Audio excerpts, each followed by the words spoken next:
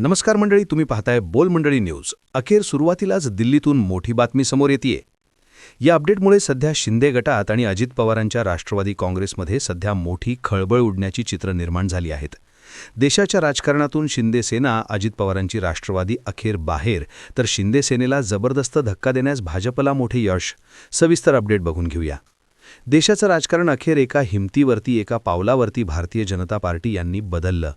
उद्धव ठाकरे यांचा जो पहिल्यापासूनचा जो निशाणा होता तो म्हणजे एकनाथ शिंदे यांच्यावरती, आणि भारतीय जनता पार्टीने अखेर तशाच प्रकारचं राजकारण करून एका दगडामध्ये भारतीय जनता पार्टीने 3 पक्षी जागेवरती गारद केल्याची चर्चा महाराष्ट्राच्या राजकारणात सुरू झाली आहे.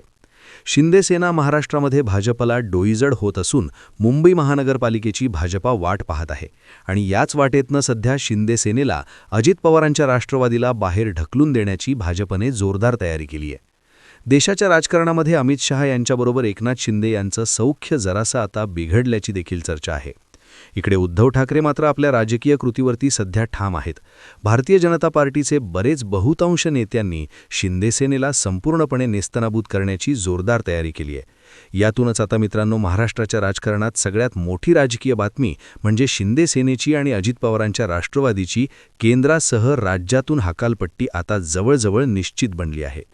नेमकी कशी आणि कोण सत्तेतून बाहेर कसं फेकलं जाणार, याचा मित्रांनो पुढच्या अवघ्या 2 मिनिटांमध्ये आपण महत्त्वाचा आढावा घेऊया.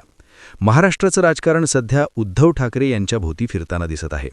एकनाथ शिंदे यांचा दररोज, दर महिन्याला, दर आठवड्याला होणारा दिल्लीचा दौरा सगळं काही सांगून जात आहे.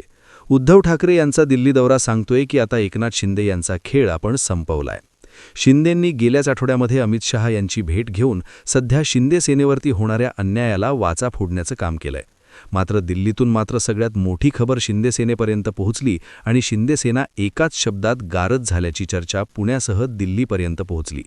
मित्रांनो, या सगळ्या घडामोडी घडत असताना महाराष्ट्रात मात्र उद्धव ठाकरेंची शिवसेना सगळं बघत होती, सगळं पाहत होती, आणि अशाच प्रकारे एकनाथ शिंदेंच्या शिवसेनेला, अजित पवारांच्या राष्ट्रवादी काँग्रेस पार्टीला कसं सत्तेच्या बाहेर हाकलता येईल या दृष्टीने कसं प्लॅनिंग भाजपाने केलंय ते देखील आपणाला आता पाहायचंय. मित्रांनो, महाराष्ट्रामध्ये एकनाथ शिंदे यांचे 7 खासदार आहेत. केंद्रात सध्या चंद्रबाबू नायडू यांचे 16 खासदार, नितीश कुमार यांचे 12 खासदार आणि एकनाथ शिंदे यांचे 7 खासदार आहेत. या 7 खासदारांपैकी शिंदे सेनेला जबरदस्त धक्का देऊन 5 खासदार सध्या भाजप आपल्या गळाला लावतीये, आणि या 5 खासदारांची नावं देखील आता समोर येत आहे. या सगळ्या घडामोडी समोर येत असताना शिंदे सेनेच्या 5 खासदारांनी साथ सोडल्यानंतर दिल्लीत मात्र भाजपला शिंदे सेनेची कोणत्याही प्रकारची गरज त्यानंतर उरणार नाही, आणि तशा प्रकारची जोरदार फिल्डिंग भाजपने दिल्लीत देखील लावलेली होती. आणि अशाच प्रकारे महाराष्ट्रात देखील जेव्हा एकनाथ शिंदे यांनी सर्वात मोठे बंड महाराष्ट्रामध्ये उद्धव ठाकरेंच्या विरोधात केलं होतं, त्यावेळी देखील उद्धव ठाकरेंकडून जवळजवळ 29च्या आसपास आमदारांनी एकनाथ शिंदे यांच्यासोबत जाणं पसंत केलं होतं. राहिलेले उरलेले आमदार हे एकनाथ शिंदेंसोबत जायला तयार नव्हते, परंतु त्यानंतर मात्र देवेंद्र फडणवीस यांचे फोन आले आणि सगळ्या आमदारांनी थेट गुवाहाटी आणि सुरत गाठले. म्हणजेच इथे सगळ्यात मोठी बाब म्हणजे भारतीय जनता पार्टीच्या नेत्यांच्या सांगण्यावरती एकनाथ शिंदे यांच्यासोबत काही आमदार, 13 ते 15 आमदार गेल्याची मुंबईत जोरदार चर्चा आहे. हे आमदार आल्यानंतर मात्र शिंदे सेनेला महाराष्ट्राच्या सत्तेतून बाहेर हकालपट्टी करून इकडे केंद्रात देखील 5 खासदारांचा प्रवेश भारतीय जनता पार्टी त्यांच्या पक्षात करण्यास आता तयारीत लागले. मित्रांनो, या घडामोडींमध्ये सध्या उद्धव ठाकरेंचा मात्र कुठे कुठे घोड अडलंय हे देखील पाहावं लागेल. उद्धव ठाकरे यांना महाराष्ट्राच्या राजकारणामध्ये रस आता वाढू लागलाय. शिंदे सेना आणि अजित पवारांची राष्ट्रवादी दोघांना सत्तेच्या बाहेर फेकल्यानंतर मात्र उद्धव ठाकरे यांच्यासाठी मुंबईचं आणि राज्याचं रान रिकामं होणार असल्याची जोरदार चर्चा या एकंदरीत सगळ्या वागण्यावरून सुरू झाली आहे.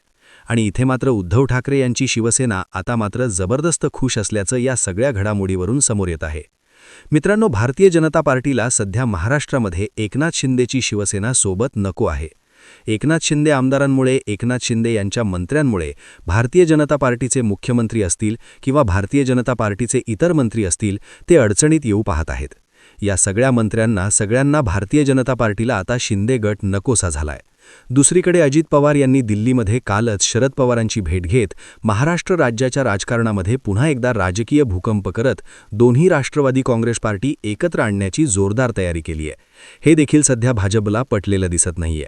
म्हणजे आमच्याबरोबर सत्तेमध्ये राहून विरोधी पक्षांसोबत युती करायची हे कुठलं राजकारण, असं भारतीय जनता पार्टीने थेट अजित पवारांना म्हटलंय. आणि याची सध्या सुरू लागलीये ती एकनाथ शिंदेंना. एकनाथ शिंदे हे देखील सध्या महाराष्ट्राच्या राजकारणामध्ये सर्वस्थिर आहेत. कोकणातील बडा नेता भाजपच्या गळाला लागून 22 आमदार तो भाजपमध्ये नेण्याच्या तयारीमध्ये आहे.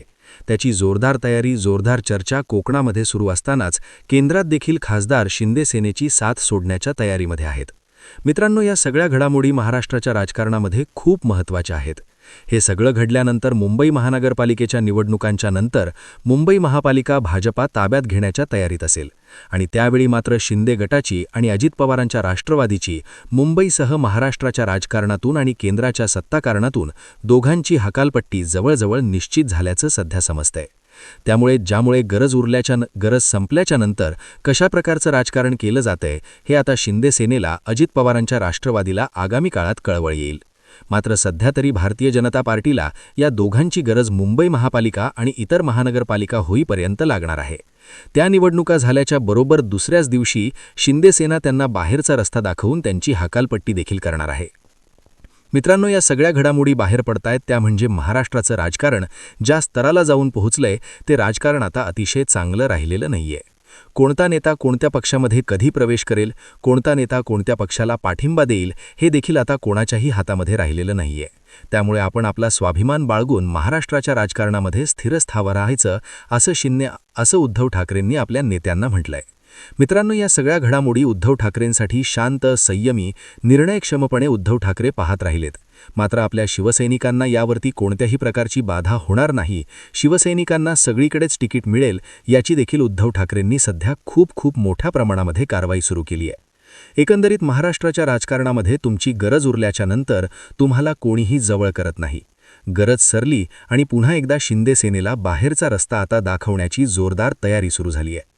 मित्रांनो, या घडामोडी उद्धव ठाकरेंसाठी महत्त्वाच्या आहेत, कारण की राज ठाकरे, उद्धव ठाकरे यांची युती आगामी काळामध्ये भाजपची झोप उडवणं ठरेल.